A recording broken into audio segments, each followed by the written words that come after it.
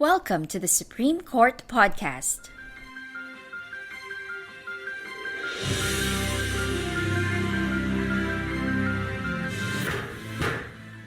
All opinions expressed in this podcast do not reflect the views of the Supreme Court. For clarity, the text of the decision prevails. Attorney Editha P. Talaboc, Attorney Delfin R. Agcaoili Jr., and Attorney Oliveros were administratively charged and accused of alleged irregular notarization of documents subject of criminal complaints for plunder in connection with the Malampaya Fund issue. The documents were supposedly notarized using the respondents' signatures, notarial seals, and registers, which were allegedly forged by Ben Hurloy. The case was referred to the Integrated Bar of the Philippines for investigation. The IBP found all three respondents guilty of violating notarial rules and recommended their 6-month suspension from law practice, the revocation of their notarial commissions, and their disqualification for 2 years from serving as notaries public. However, the Supreme Court overturned the IBP ruling and cleared the respondents of notarial violations. The court ruled that there was no concrete proof that the respondents willingly allowed the misuse of their notarial registers, stamps, and seals. The court noted several missing elements in the documents, including the respondents' official notarial details, such as their notarial commission serial numbers, office addresses, IBP chapters, and professional tax receipt numbers.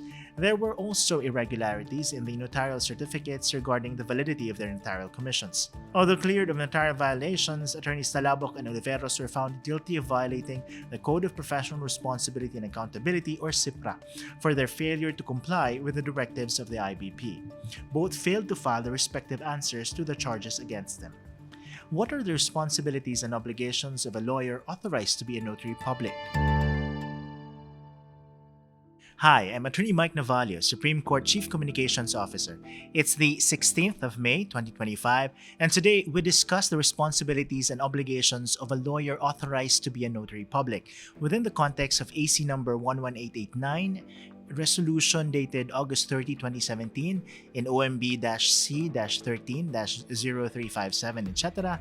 versus Attorney Editha P. Talaboc, Attorney Delfin R. Agcaoili Jr., and Attorney Mark S. Oliveros, penned by Associate Justice Ricardo R. Rosario and decided by the court on November 13, 2024.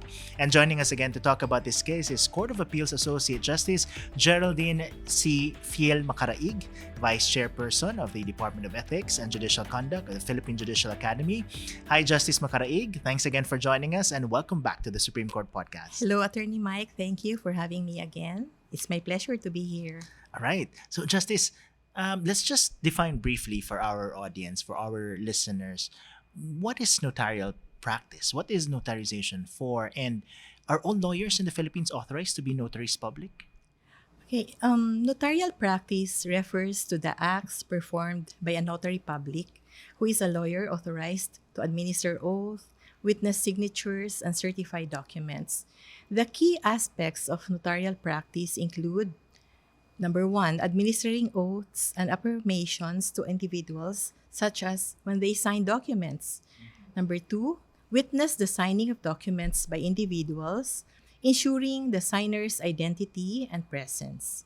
Number 3, certifying documents such as contracts, wills, and powers of attorney by affixing their notarial seal and signature. The most important part of notarization is verifying the signatory's identity. The notary public ensures that the individual signing a document is who he or she claims to be. The notary public must either personally know the individual or request a valid government-issued ID as competent proof of identity. Mm-hmm. So, are all lawyers, Justice, in the Philippines authorized to be notaries public? Not all lawyers are notaries public, but a notary public must be a lawyer. Mm-hmm. A common misconception is that all lawyers can notarize. Mm-hmm. However, a lawyer is not automatically appointed as a notary public. The lawyer has to meet specific requirements, such as the lawyer must be of good standing and must not have been convicted of a crime involving moral turpitude, and has to be commissioned as a notary public by the court which has administrative jurisdiction where the notary public is commissioned. I understand, Justice. There's a separate proceeding for this, where Yes. if you're applying to be a notary public, you appear before a judge. The, The judge may or before may the not ask you, executive judge. executive judge, Yes. who may ask you questions about notarization, and there's the swearing in. So it's a whole separate It's yes. ceremony. So not just passing the bar, taking the oath, and signing the roll. Yes, he has to file. The lawyer has to file a separate petition to be commissioned as a notary public within the administrative jurisdiction of that executive judge. And I understand, Justice, that the governing rules for this is the 2004 notarial rules. That's for printed documents. Soon we will have electronic notarization, but that's not yet in effect. Yes. The rules were passed, but it's still in the works, the implementation. But under the 2004 rules, what are prohibited acts for a notary public to do? Okay, under the notarial practice rules, the following are some of the prohibited acts, or the notary public should not notarize a document where such notary public is a party of the document to be notarized, or the notary public will receive, directly or indirectly, any commission, fee, advantage, right, title, interest, cash, or property, except as may be allowed under the rules. Or the notary public should not notarize where he or she is a spouse, common law partner, ancestor, descendant, or relative by affinity or consanguinity of the principal within the fourth civil degree. Further, under Section 6 of the Notarial Rules, the notary public shall not execute a certificate containing information that the notary public knows or believes to be false. The notary public shall not affix an official signature or seal on a notarial certificate that is incomplete. The notary public shall not notarize a blank or incomplete instrument or document. Unfortunately, Attorney Mike, notaries public do not strictly follow these prohibitions. Yeah. Some knowingly notarize documents in violation of the rules as an accommodation or favor for a friend or a relative, or do it for the money. I've seen several instances, Justice, where you just go to a staff of the lawyer. You don't even see the notary public, and then your document gets notarized in 5 minutes. So where's that part where the affiant is supposed to appear before the notary public? Yes. In this case, Justice, why were the three lawyers, it's attorneys Talaboc, Agcaoili, and Oliveros, why were they administratively charged with violation of the rules on notarial practice? What supposedly did they do? The documents in this case were notarized using the lawyer's notarial credentials. So the question documents were used for the release and liquidation of the 900 million peso Malampaya Fund. Although it was found that the lawyers did not actually notarize these documents, the complainant, Office of the Ombudsman, charged them with performing notarial acts outside their place of work or business by allowing these acts to be performed in their behalf by employees of the JLN Corporation Office using their stamps, seals, registers, and specimen signatures. They also allowed the notarial acts to be performed even without the personal appearance of the signatories, who only presented cedulas or community tax certificates as proof of their identities. And they profited from the scheme despite the illegality of the notarial acts. We will get to the merits, Justice, in Alright. just a bit. But Okay. can you walk us through first the process by which the IBP investigates complaints against members of the bar? I mean, how are complaints initiated, and who in the IBP is tasked with investigating these complaints? The process is actually embodied in Canon 6 of the Code of Professional Responsibility and Accountability. So the proceedings for disbarment, suspension, or discipline of lawyers may be commenced by the Supreme Court on its own initiative, by the IBP Board of Governors, or by any individual who files a verified complaint with the Supreme Court or the IBP. A verified complaint filed with the Supreme Court may be referred to the IBP for investigation, report, and recommendation. So after the IBP Board of Governors receives the referral from the Supreme Court, It shall then assign the complaint by raffle to an investigating commissioner, or when circumstances warrant, a panel of 3 investigating commissioners. The investigating commissioner shall proceed with the investigation and thereafter submit a report and recommendation to the IBP Board of Governors within 180 calendar days from the date it was assigned by raffle. If the investigating commissioner finds no prima facie showing of liability, the investigating commissioner shall recommend the outright dismissal of the complaint to the Supreme Court, which may adopt the recommendation. If not, it will direct the investigating commissioner to conduct further proceedings. However, if the investigating commissioner finds prima facie showing of liability, the commissioner shall issue the required summons, requiring the respondent to file a verified answer, and the verified answer shall be accompanied by judicial affidavits and other supporting documents. If, again, based on the verified answer, the investigating commissioner finds that the complaint is not meritorious, the investigating commissioner shall recommend to the Supreme Court the dismissal of the complaint. Again, the Supreme Court may adopt the recommendation, or otherwise, it will order that further proceedings be conducted. Upon joinder of the issues or upon failure of the respondent to file an answer, the investigating commissioner shall proceed with the investigation. If the respondent fails to file a verified answer or appear despite notice, the investigation shall proceed ex parte. The investigation shall proceed with dispatch, and the respondent shall be given full opportunity to defend and be heard and present evidence. After submission of the verified answer, the parties will be required to submit their respective preliminary conference briefs. So, a preliminary conference order will thereafter be issued on the basis of such briefs.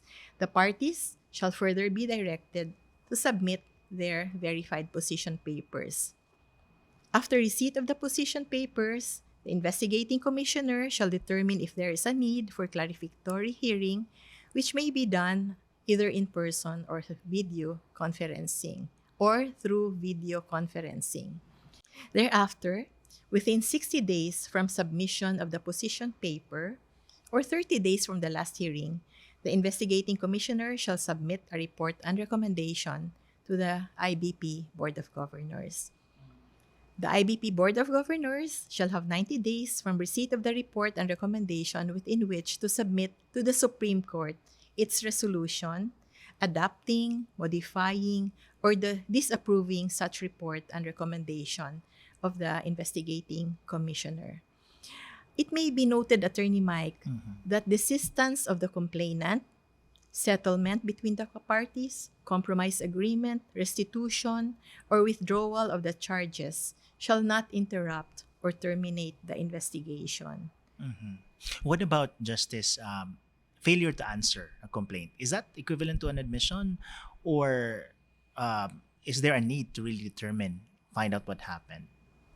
That is not tantamount to an admission of the allegations because the complainant still has to submit his or her evidence to substantiate the allegations in the complaint. Justice, in this case, and we're talking about the case of the 3 lawyers who were subjected to disciplinary action, what did the investigating commissioner of the IBP recommend, and were these adopted by the IBP Board of Governors? In this case, the investigating commissioner found that Attorney Oliveros had actual knowledge that his name and notarial details were used by the JLN Corporation through Mr. Ben-Hur Louis to notarize the questionable documents, while Attorney Agcaoili Jr. and Attorney Talaboc were negligent in safekeeping their notarial details. The investigating commissioner concluded that the lawyers allowed JLN Corporation to use their names and notarial details to facilitate the notarization of the questionable documents in blatant violation of the notarial rules, and even profited from the same as they were allegedly paid in cash or checks. The investigating commissioner held that the lawyers cannot deny administrative liability because the questionable documents bore their notarial seals. He also found that the lawyers failed to prove their mandatory duties as notaries public, which include the duty to safeguard their notarial seals to prevent tampering or misuse. According to the investigating commissioner, had the lawyers been more vigilant in the performance of their notarial duties, their notarial seals would not have been affixed in the questioned documents. Their failure to do so constitutes a transgression of the notarial rules. The IBP Board of Governors approved and adopted the report and recommendation of the investigating commissioners to impose the following penalties: suspension from the practice of law for 6 months, immediate revocation of their notarial commissions if subsisting, and disqualification from being commissioned as notary public for 2 years. It's interesting that despite that recommendation, the Supreme Court actually cleared all three respondents of violating the notarial rules. Why so, and how so, Justice? The Supreme Court cleared all the respondents of notarial violations in this case because, according to the highest court, the complainant failed to discharge its burden of proof. According to the Supreme Court, no sufficient proof was presented that the respondents consented to the use of their signatures, notarial seals, and notarial registers in return for a fee. Despite the allegation that the respondents allowed the use of their notarial registers, no notarial register, however, was presented before the IBP. There was also no proof that respondents received money in exchange for the use of their names, notarial details, and paraphernalia. The Supreme Court noted that the recommendation of the IBP investigating commissioner relied on the whistleblower's statements that are merely allegations of the complainants. According to the Supreme Court, allegation is not proof. The Supreme Court also considered the deficiencies and irregularities in the notarial details on the subject documents, which cast doubt on the validity of the notarial commissions used to notarize the same. Given these circumstances, the Supreme Court held that it cannot be concluded that the respondents were negligent in safekeeping their notarial details. The Supreme Court also opined that the respondents may have been victims of identity theft, as there is nothing to prevent others from using respondents' names and requesting notarial stamps and notarial seals be made using their names. But Justice, how is this case different from previous Supreme Court rulings penalizing lawyers who claim that someone else had notarized documents in their name? And the case actually mentioned several of these cases. Okay, so in this case, because of the noted discrepancies and irregularities in the notarial details found in the questioned documents, the Supreme Court held that it cannot be concluded that respondents were negligent in safekeeping their notarial details. After all, there is nothing to prevent others from using the lawyers' names and requesting that notarial stamps and notarial seals be made using their names. The Supreme Court, however, did not consider this conclusion as a departure from its previous rulings penalizing lawyers who claim that someone else notarized documents in their name, where there are factors proving the lawyer's negligence, such as allowing secretaries full access to the notarial paraphernalia and appearance of the notarized documents in the notarial books. In the case of Castello versus Attorney Ching, a 2017 case, a deed of sale was purportedly signed by the complainant's predecessor and was notarized by Attorney Ching, and only the community tax certificate or cedula was presented to him. However, the alleged signatory was already deceased at the time of notarization. In his defense, Attorney Ching alleged that he did not notarize the document and his signature therein was forged. During the hearing before the investigating commissioner, Attorney Ching's notarial books were presented. The notarial books were found to contain a copy of the questioned document. Attorney Ching failed to explain why the document was duly recorded in his notarial books. The Supreme Court agreed with the IBP that this could only mean that Attorney Ching failed in ensuring that only documents that he personally signed and sealed with his notarial seal, after satisfying himself with the completeness of that same and the identities of the parties who affix their signatures therein, would be included in his register. This also meant that Attorney Ching failed to properly store and secure his notarial equipment in order to prevent other people from notarizing documents by forging his signature and affixing the notarial seal and recording such documents in the notarial books without his knowledge and consent. Apparently, Attorney Ching wholly entrusted the preparation and other mechanics of the document for notarization to his secretary. He allowed the office secretary to make the necessary entries in his notarial registry, which was supposed to be done and kept by him alone. The notarization of the questioned document involving a deceased signatory led to a property rights dispute in this case. For this, the Supreme Court found the lawyer guilty of gross negligence in the performance of duties as notary public and suspended him for 6 months and perpetually disqualified him from being commissioned as a notary public. So there has to be a showing that at some point the lawyer was negligent or allowed somebody else to use his notarial details. Yes. Right? Okay. Now, what's interesting here, Justice, is that while the 3 lawyers were cleared of violating the notarial rules, 2 of them were penalized for violating the Code of Professional Responsibility and Accountability.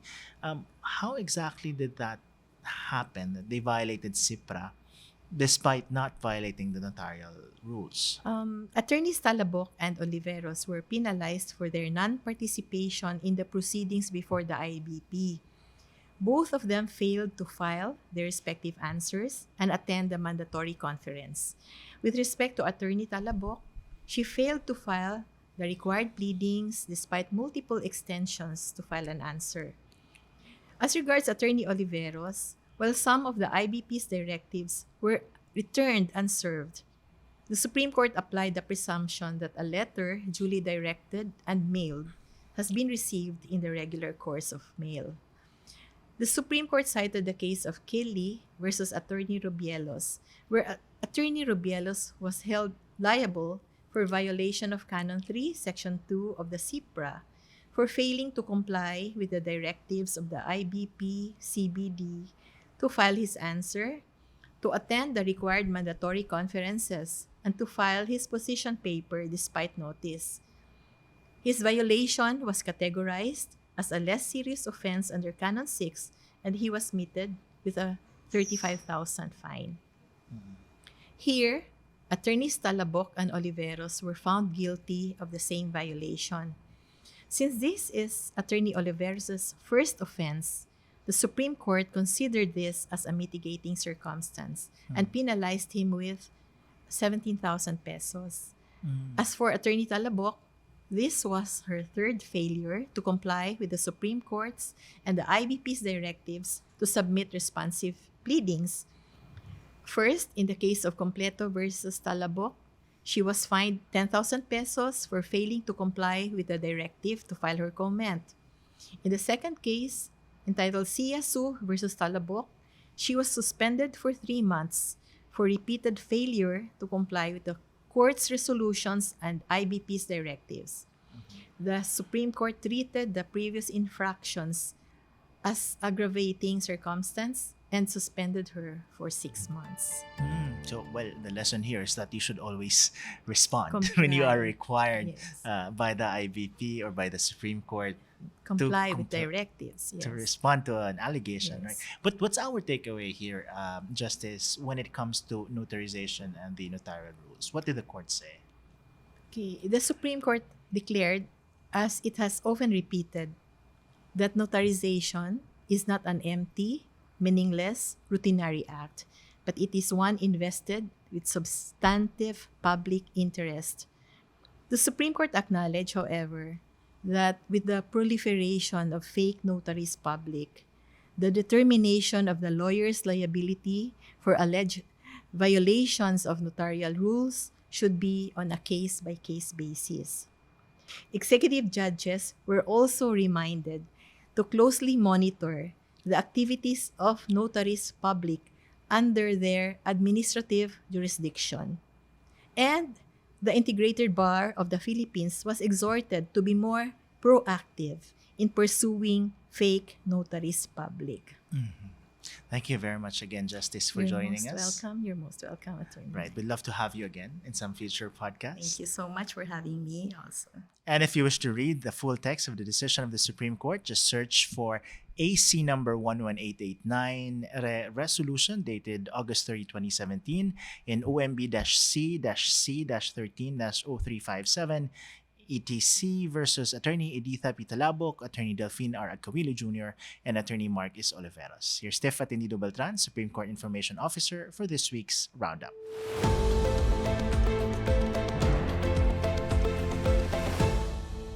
From the Supreme Court of the Philippines, here's the latest. The Supreme Court has granted the motion for consolidation and resetting of oral arguments dated April 24, 2025, filed by the Office of the Solicitor General in connection with a petition questioning the constitutionality of Republic Act No. 12116, or the General Appropriations Act of Fiscal Year 2025, or GAA. The petition, filed by Victor D. Rodriguez and others, challenges the 2025 GAA on multiple constitutional grounds. They allege that the GAA failed to provide mandatory funding for PhilHealth, unlawfully increased appropriations beyond the President's proposed budget, prioritized infrastructure spending over education, and included blank items in the bicameral committee report.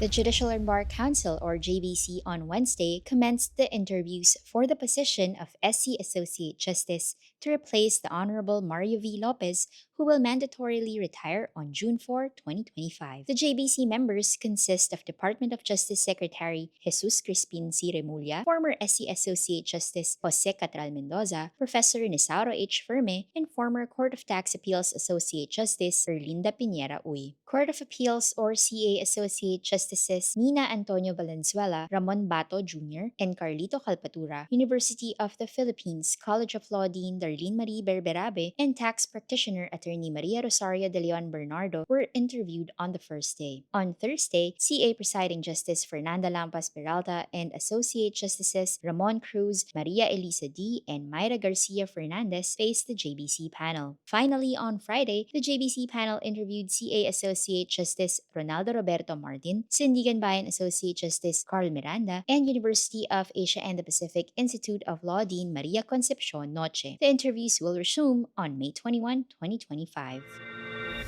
The SC has ruled that the province of Occidental Mindoro exceeded its powers when it passed ordinances completely banning large-scale mining in its area. The court clarified that while LGUs participate in the process of approving or denying individual mining projects, Republic Act No. 7942 or the Philippine Mining Act does not authorize them to impose a blanket ban on large-scale mining. In a decision written by Senior Associate Justice Marvic MVF Leonin, the SC en banc nullified the provinces and the municipality of Abra de Ilog's 25-year moratorium on large-scale mining. The SC said that large-scale mining and exploration of mineral resources are legal under the Constitution and the law. It is the state's duty to promote these activities to support national development while also ensuring environmental protection and safeguarding the rights of affected communities. The SC also ruled that only laws, not local ordinances, can prohibit mining.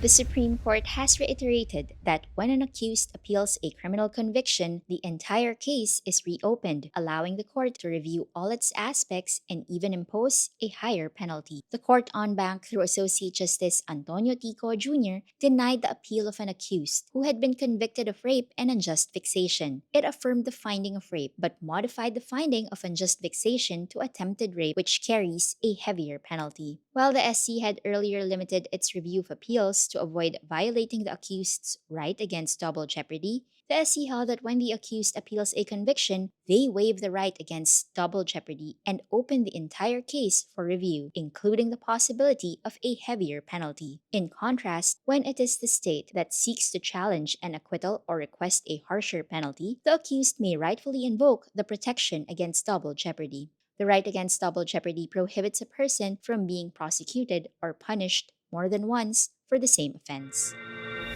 The SC has approved the Manual on the Rules on Unified Legal Aid Service or ULAS, which serves as a guide in the implementation of the ULAS rules that took effect on February 3, 2025. The rules require covered lawyers to provide at least 60 hours of free legal aid service every 3 years to individuals who cannot afford adequate legal representation. The manual supplements the rules by outlining key procedures for compliance. Copies of the rules and the manual are available on the ULAS microsite at the Supreme Court website. The Office of the 2025 Bar Examinations Chairperson, SC Associate Justice C. Lazaro Javier, has issued a notice on Thursday regarding the refund mechanics for the 2025 Philippine Bar application fee. To be eligible for a refund, applicants must satisfy the criteria stated in the notice and complete the documentation on or before September 1, 2025. You are now up to date with the Philippine Supreme Court. I am Tifat Beltran, Supreme Court Information Officer. And that's our podcast this week. Join us again next time for a detailed discussion of select cases decided by the Supreme Court. I'm Attorney Mike Navallo, your Supreme Court Chief Communications Officer. You can catch this podcast on the Supreme Court Public Information Office's accounts on X, Facebook, Instagram, Threads, YouTube, and Spotify. You can also catch previous editions on our website and on Spotify. This podcast episode was produced by the Supreme Court Public Information Office with Attorney Karen Martinez, J. Rempilio, and May Sibal as researchers, Don Ryan Balza, Victor Laranio, Lawrence Olanio, Austin Aliscad, and Brian Austria as video and audio editors, and Tyke Flores and Jerome Batumalake as web editors.